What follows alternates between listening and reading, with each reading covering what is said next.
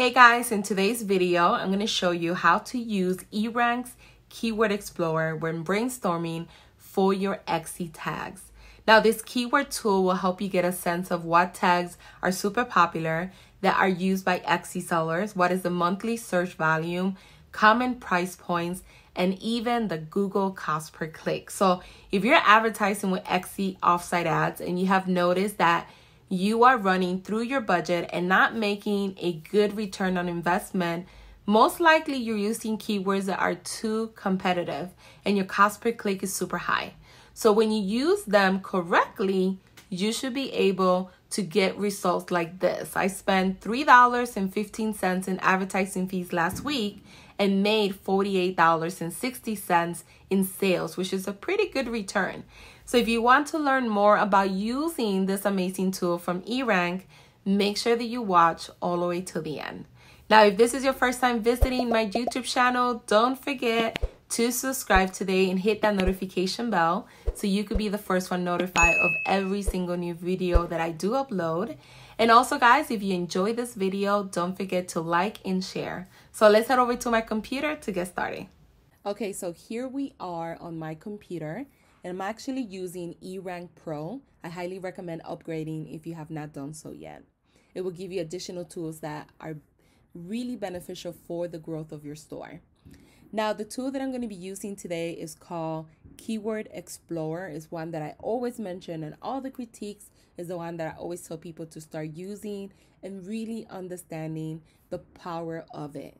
Now, Erank does a really great job of always providing new features, new tools, new things that will help you evaluate your keywords and see if you're making the right choices for your products and services. When you're doing keyword brainstorming, I always tell everybody what you want to make sure that you do is come up with 10 to 15 keywords that uniquely describes what you sell. That's the first thing you want to do.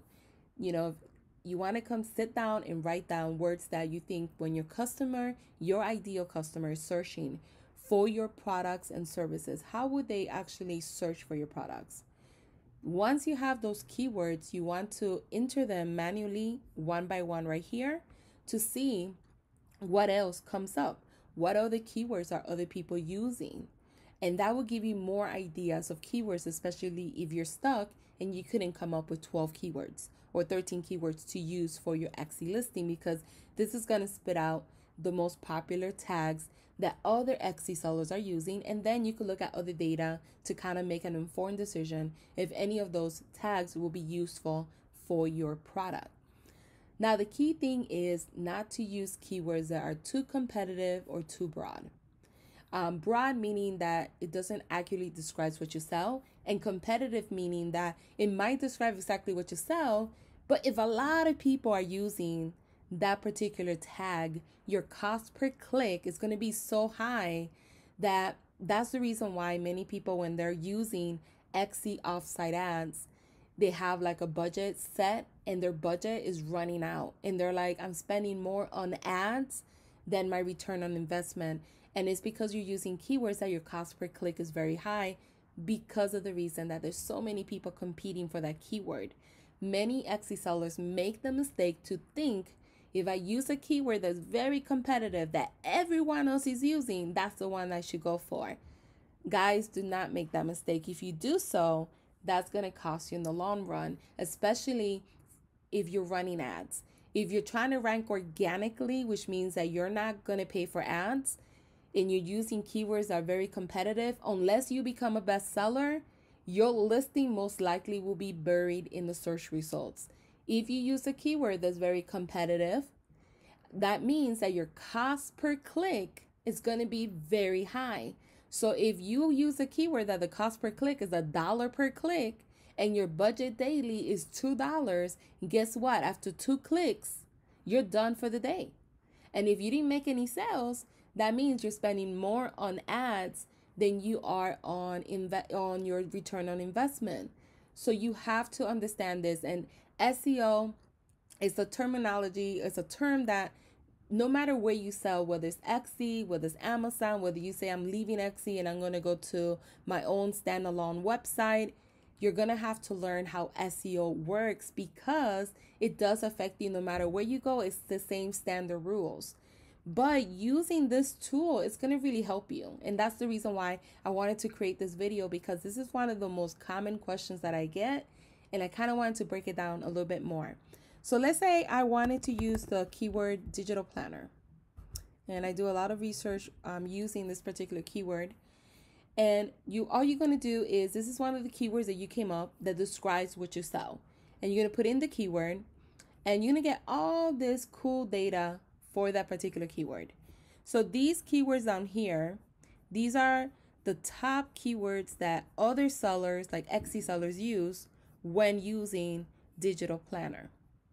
Now, what you could do is whenever you're using some type of tool on Erank and you're not really sure what you're looking at, what you could do is hover on these little question marks and it tells you data. It tells you what this means right here. So if you're confused, you could just click here and it will kind of give you a explanation of what you're looking at. And this is really important because this is how you're going to learn how to use these tools. So as you can see, digital planner is a very competitive keyword. If you type in the word digital planner on the Etsy search feed, you're going to be able to see how many people are using it. So right now, 120,219 people are using the keyword digital planner in their listings. That's how many people are using it. And if you don't become a bestseller like this person here, your actual listing could be buried in the search results down here. It could be on page 8. It could be on page 200. Who knows?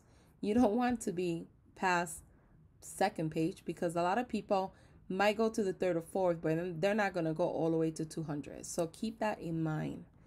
Now, the best way to identify it is by looking here. This is too competitive. It's over 50,000. It taps out at 50,000. But if you want to know the exact amount, you just do a quick search and it tells you right here. And the average search volume is 4,000, which is a really good number. The average click is 1,400, which is a good number. The average click-through rate is pretty good, but the competition is very high, which means that organically, most likely, you're not going to rank for it. And if you were to run if you were to do Etsy offsite ads, your cost per click is going to be very high. So keep in mind, when you use Etsy offsite ads, your ads are shown on Google, on Facebook, on Instagram, on Pinterest, on other large search engines like Bing. So this is really cool because this particular tool that Erank has actually provides you data on Google as well as competition, as well as the cost per click.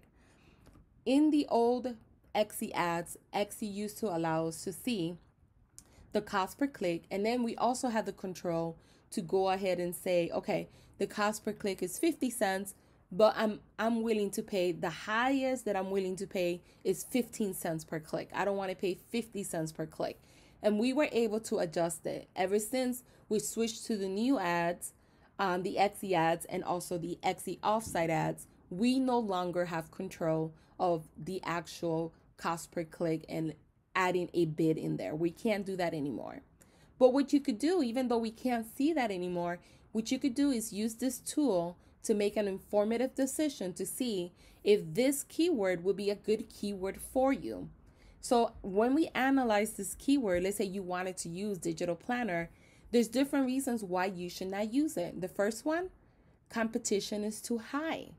So even if it accurately describes what you sell, it's going to be very hard for you to rank organically, right? If you do an Etsy offsite ad, look at the cost per click. It's 63 cents per click because the competition is very high. So right here, it tells you, if you hover over this, it will give you a guideline of how to tell if it's if it has a lot of competition. So for this particular keyword, from zero to 1, 0 being no competition and 1 being high, it gives you like a good indicator that people are purchasing these items. So this is high. It's almost a 1. So that means this is a very competitive keyword. In Google, it gets about 2,400 searches. In Etsy, this is the amount it gets. Now, keep this in mind. This is the cost per click. If you go here, it tells you, indicates how much advertisers are prepared to pay to appear at the top of the search results. If advertisers are prepared to pay a high CPC, that indicates the keyword has good purchase to intent. Yes, it does. However, for you, if your budget is only $2 per day and you're spending 63 cents per click after, a couple clicks, 3 or 4, you're done for the day. And if you didn't, so just keep that in mind. This is really important. Now, I know with Etsy offsite ads, you only pay when somebody buys. But this could also have a negative effect on you, because if you paid, let's say somebody clicks and it's 63 cents per click, they buy, but your digital planner, you're selling it for $1, right? Let's say you are. Unfortunately, now you made less than 40 cents, but you pay more in advertising. This is why it's so important to understand what cost per clicks are. Etsy no longer let us see the cost per click on the Etsy platform. So what you want to do is you want to make sure that you start learning SEO, looking at stuff like this to get a better grasp of keywords that are very competitive and keywords that are not. The keywords that are not as competitive, it doesn't mean that it won't drive you traffic. It just means that your cost per click, one, wouldn't be as high. And a lot of times, keywords that are long tail keywords, meaning has 2 or more words, are more geared towards your target audience. It's better for you to show your products to less people and get more quality sales than to show your products to everyone and anybody. And now your conversion rates are suffering. So now your listing quality score is less. So your placement on your listings are actually in the bottom feed of Etsy. On top of that, you're paying a lot cost per click with ads. And on top of that, you're not making money. So keep that in mind. But this is a really cool tool, because you're able to come in here and you're able to analyze, okay, this is a monthly search volume. This is how many average clicks, per month. This is the average cost, click-through rate. This is how much competition there is. Right there alone, you shouldn't use it. On top of that, is if I do Etsy offsite ads, my cost per click would be 63 cents. Do I need to raise the price of this particular planner so I could cover the expense of ads, right? You will need to calculate all that. And you will need to also check this periodically, because the cost per click could go up and down depending on what's trending, depending on what people are buying, right? It might be popular now and in 4 months not popular. So just keep that in mind. And then right here, digital stickers. They're very popular. Average search volume, that's pretty good number. Average clicks is pretty good number. The click-through rate is pretty good. But look at the competition. And if you go to Etsy digital stickers and you do a quick search, there's 164,000 people using that keyword. It's going to be really hard for you to rank organically. The only way that you will get one of these bestsellers is whenever you upload a new listing on the Etsy search feed, that listing doesn't have a score. It's neutral to all of these. And you actually get an advantage to be on the first page of Etsy. And the way that you get that listing score is based on how people interact with it. If you're in the first page of Etsy and no one's really clicking on it because you have a horrible photo, or your photo's not cropped in a complimentary way, it's not showcasing your product correctly, then that's going to hurt you. Because what's going to happen is that even if you have a really great product, if you're not showing your product presentation of it the best way possible so people could start clicking and buying, you do not become a bestseller. And with a keyword this competitive, you will be buried in the search results, because the algorithm takes notice that no one really interacted, no one's really buying that listing, so they don't give you the badge of bestseller, and they actually drown you in the search results. So you want to make sure that you there's different variations of how your listings rank. It's not just simply SEO. Is a little bit more than that. It's your customer service, is your reviews. You have any cases open against your store? Is your photos? Are your photos amazing? Are people either grabbing people's attention? Are people clicking and buying from you, right? There's so many variables, but it all starts with SEO as well. And SEO is really important. And it's really important that you start understanding the cost per clicks for keywords. And understanding that even if you cannot see the cost per click, just understanding, okay, this keyword is very competitive, so therefore most likely the cost per click is going to be really high. Do I want to use this particular keyword? Especially because I want to rank organically, and two, I'm planning to run ads and I don't want to spend more on ads than I do on my return on investment.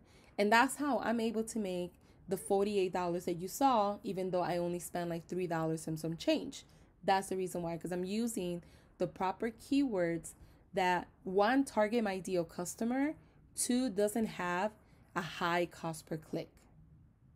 Those are the two elements, plus other things, right? Great photos and great listing description, and my store is filled out completely, and all these different variations. But it starts with making sure that you are targeting your customer, the right customer, and that you're using the right keywords. And this is cool because once you put in one keyword here, you're able to get more ideas of keywords, especially if you're stuck and you're like, I only came up with 5 keywords for my listings. This is what you want to do. And here you're able to analyze the information a little bit more. You're able to see what's trending. You're able to see the Google shopping search volume, right? You're able to see all of these things up here. And then you're able to make an informed decision if that keyword would be a good keyword for you. Like this one, at least, fitness planner, is a decent keyword. The competition is not that high.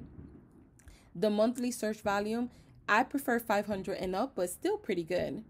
And with this keyword, you don't necessarily need to run Etsy ads or Etsy offsite ads. You actually could just create a fitness planner, upload it, and if you have amazing photos, you could potentially rank, one, organically, two, maybe even get a bestseller badge if your product is that amazing.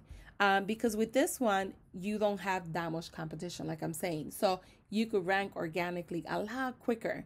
And if you run an Etsy ad, you're almost guaranteed that your listing is almost on the first and second place all the time on Etsy, versus when you're competing for keywords that are very competitive, your listing doesn't necessarily appear all the time on the first page because they have to make way for everyone else that's also advertising. So your listing will fluctuate from first page to fifth to sixth and so on. It's not necessarily always going to be on the first page. But with keywords that have less competition, then yes, it's more guaranteed that your keyword will appear in the first page of Etsy. So this is something that you have to start using more often. There's so many tools now than when I first started that make it so much easier for you to kind of understand, okay, what keywords will be good keywords and what keywords wouldn't be good keywords. So I hope that you start using Keyword Explorer. Is one of those great tools that would definitely help you. And this is the average price. So if you have something that you don't really know how to price it, you're like, I think I want to sell it for $6. I think I want to sell it for $8. Put the keyword here that accurately describes what you sell, and it's going to give you the average price. And this is a good indicator. Okay, the average price is $5. And then from there, based on what you provide, maybe you have, it's a digital planner, but they get like, 8 pages. Then maybe you could bump it up to $8. I think that will be an accurate amount of money that you can make because they're getting so much, right? Or you could do $5 if that's your strategy to have, you get a lot for a lower price, right? It depends on how much you want to price it. But this gives you an idea of how much the average price point is. And this is a good indicator also of when you're doing market research, if you want to go into that particular field. But this is an amazing tool.